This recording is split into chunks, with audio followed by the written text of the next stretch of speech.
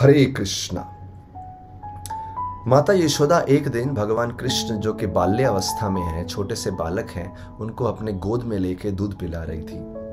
देखिए, उसी समय माता यशोदा ने गैस के ऊपर कुछ दूध उबालने को रखा था, क्योंकि माता यशोदा उस दूध से जो गैस पे उबल रहा है, जो उससे बहुत ही हाई क्वालिटी स्वीट्स बना के भगवान कृष्ण को खिलाना चाहती थी। और ये जो दूध गैस पे पड़ा था, जो उबल रहा था, वो दूध जो है वो कोई मामूली दूध नहीं था। माता यशोदा के पास लाखों गैया थी। उन लाखों गैया में से कुछ एक विशेष गाय थी। उनका दूध उनमें से सर्वश्रेष्ठ गाय को पिलाया गया और उस सर्वश्रेष्ठ गाय का दूध लेके भगवान कृष्ण के लिए व्यवस्थित किया गया, रखा गया। तो वेरी हाई क्वालिटी मिल्क। तो जब माता यशोदा कृष्ण को गोद में ली हैं, तभी उनकी चिंता हो रही है, अरे दूध उबल रहा है। लेकिन कृष्ण सोच रहे हैं कि अरे मुझे छोड़ के ना जाए। देखिए, अभी दोनों कृष्ण की ही सेवा है। कृष्ण को गोद में लिए दूध पिलाना, या फिर कृष्ण को गोद में लेके प्रेम देना, या फिर जो दूध कृष्ण के लिए रखा है उबालने के लिए, उसको देखना। तो माता यशोदा के मन में द्वंद्व हो गया, ये सेवा करूं या वो सेवा करूं। यहाँ पे दिखा रहे हैं, जीवन में कभी कभी ऐसा स्टेज आ जाता है, हमको लगता है ये भी काम इंपॉर्टेंट है, ये भी काम इंपॉर्टेंट है, ये भी जिम्मेदारी इंपॉर्टेंट है, ये भी जिम्मेदारी इंपॉर्टेंट है, ये भी सेवा इंपॉर्टेंट है, ये भी सेवा इंपॉर्टेंट है। तो जब इसमें द्वंद्व आता है, ये परीक्षा की घड़ी होती है। और ऐसे में डिसाइड करना, उस समय कोई गाइड करने वाला नहीं रहता, खुद ही डिसाइड करना पड़ता है भगवान से प्रार्थना करके।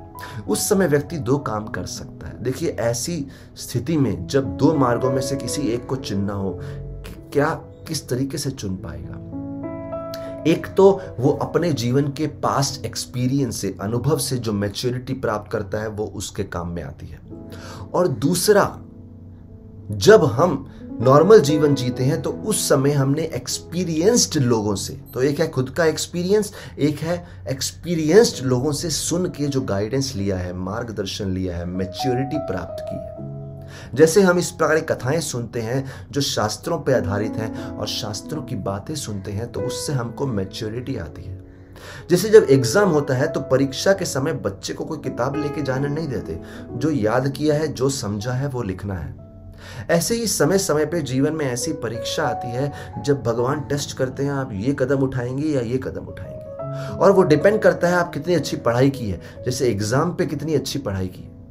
ऐसे ही नॉर्मल जीवन में अपने आप को कितना ट्रेन किया है एक्सपीरियंस्ड लोगों के साथ, अनुभवी लोगों के साथ, और वही नहीं, ज्ञानी लोगों के साथ। तो जब वो ट्रेनिंग होता है और जब परीक्षा की घड़ी आती है, तो हम सही मार्ग चुनते हैं। इसलिए बहुत जरूरी है रेगुलर रूप से अपने आप को ट्रेनिंग करते रहना, और ताकि हम जीवन में आने वाली हर परीक्षा में पास हों और सही मार्ग को चुनें। दूसरा उदाहरण दूंगा, जब पेंसिल लेते हैं और पेंसिल से लिखते हैं, ताकि पेंसिल से उचित लिख सकें, तो पेंसिल को शार्पनिंग करना जरूरी है। जब शार्पनिंग करते हैं तभी पेंसिल से अच्छे से लिख पाते हैं। लेकिन अगर पेंसिल का शार्पनिंग नहीं हुआ है तो अच्छे से नहीं लिख पाएंगे। Very important. उसी प्रकार से अगर हमने ज्ञानवर्धक बातें सुन के अपनी बुद्धि को with a lot of wisdom, we have not sharpened our intelligence, अपनी बुद्धि को शार्पन नहीं किया है, तो परीक्षा में पास नहीं हो पाते। वेरी इंपॉर्टेंट, रेगुलरली विजडम को ग्रहण करना और अपनी बुद्धि को शार्प करते रहना। ठीक है, माता यशोदा चली गई। अभी यहां तो भगवान की लीला चल रही है, तो भगवान को बड़ा बुरा लगा, अरे मुझे छोड़ के चली गई। वो दूध को संभालने गई। जब तक वापिस आई, माता यशोदा ने देखा भगवान तो है ही नहीं, कृष्ण तो वहां पे है ही नहीं। कृष्ण को गुस्सा आ गया। कृष्ण तो अंदर वाले कमरे में जाके जितना माखन माता यशोदा ने रखा हुआ था, वो सब तोड़ के बंदरों को बांटने लगे, वानरों को बांटने लगे। तो जो भगवान कृष्ण वानरों को बांटने लगे, भगवान कृष्ण इस लीला से हमें दर्शा रहे हैं कि भगवान कभी कोई भी सेवा भूलते नहीं हैं। भगवान बोलते हैं, जब मैं राम अवतार में आया था तो वानरों से बहुत सेवा ली थी मैंने। सुग्रीव की वानर सेना से बहुत सेवा ली थी सीता जी को वापस प्राप्त करने के लिए। आज जब मुझे मौका मिला है तो मैं उन वानरों की, जो वृंदावन के बंदर के रूप में आए हैं, उन सब की सेवा करना चाहता हूं। बहुत काम लिया, आज खिलाऊंगा। भगवान बोलते हैं नेवर फॉरगेट टू रेसिप्रोकेट। याद रखो, जब किसी ने आपका बहुत मदद किया है, सही समय पे जब मौका हो तो आप भी रेसिप्रोकेट करो। भगवान अपने व्यवहार से दिखा रहे हैं, खूब प्रेम बांट रहे हैं। दूसरा, मक्खन ही क्यों? भगवान मक्खन के इतने प्रेमी क्यों हुए? क्योंकि मक्खन के दो गुण होते हैं, एक तो सफेद होता है, एक बहुत ही सॉफ्ट होता है। भगवान दिखा रहे हैं, अगर मुझसे रिश्ता जोड़ना है तो आपका हृदय में ये दो गुण होने चाहिए। आपका हृदय सफेद होना चाहिए, काला, कपट, झूठ ये सब नहीं होना चाहिए। स्पष्ट, कम से कम मेरे सामने आओ तो पूरा स्पष्ट, ऑनेस्ट, ईमानदारी करो। मेरे साथ ईमानदारी का रिश्ता करो तो वाइटनेस होनी चाहिए। और दूसरा, सॉफ्टनेस। जिस हृदय में करुणा है, कंपैशन है, दूसरों के दर्द को समझ सकते हैं, अपने घर में अपने भाई बहन, सगे संबंधी, सास बहू, अंकल आंटी, उनके सुख दुख को समझ सकते हैं, उनके प्रति सॉफ्ट हार्ट से करुणा, कंपैशन दिखा सकते हैं। उनको नहीं बोलेंगे दिखाने को, हम दिखाएंगे। तो ऐसा हृदय भगवान को बड़ा पसंद है। भगवान ऐसे हृदय को चुराना चाहते हैं जैसे मक्खन चुराते थे।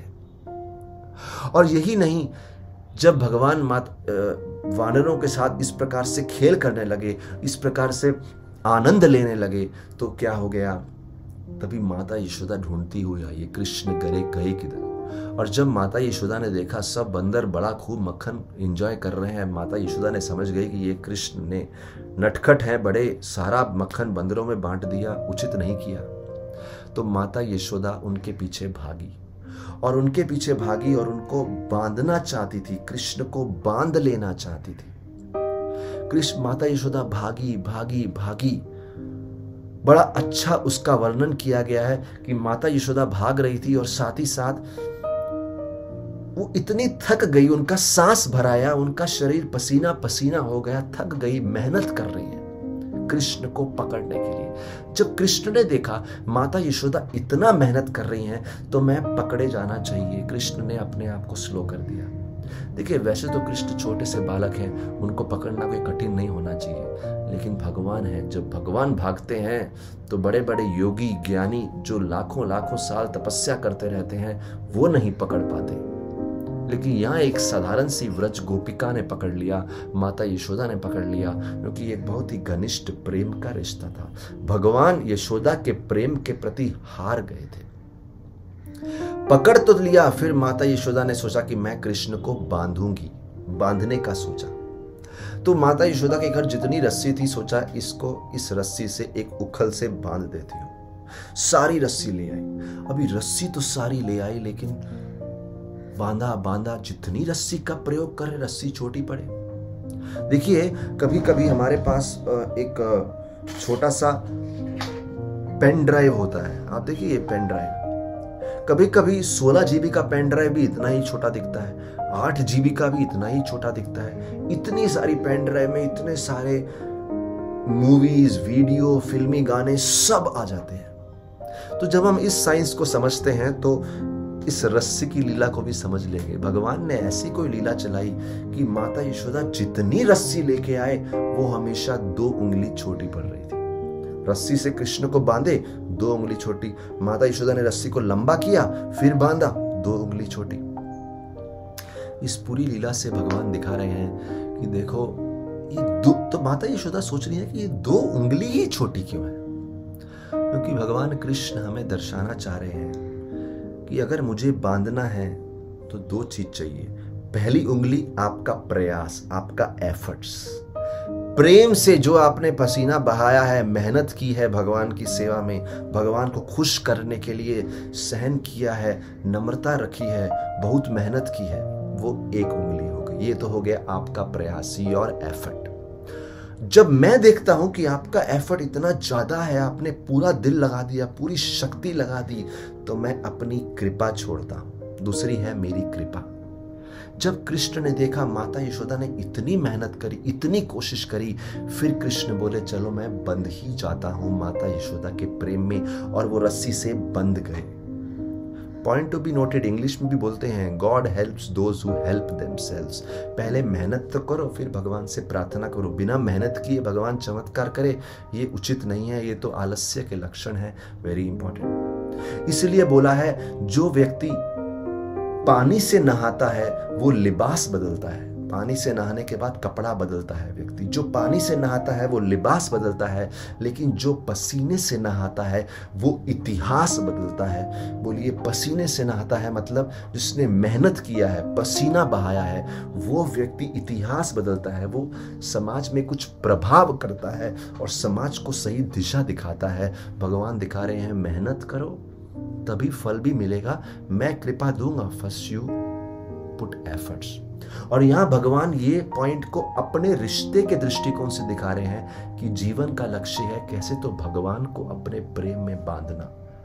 बाकी सब प्रेम के रिश्ते टूट जाएंगे, लेकिन भगवान को अपने प्रेम में बांधेंगे।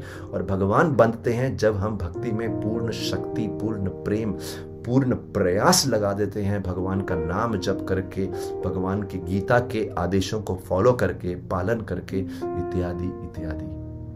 धन्यवाद। हरे कृष्णा।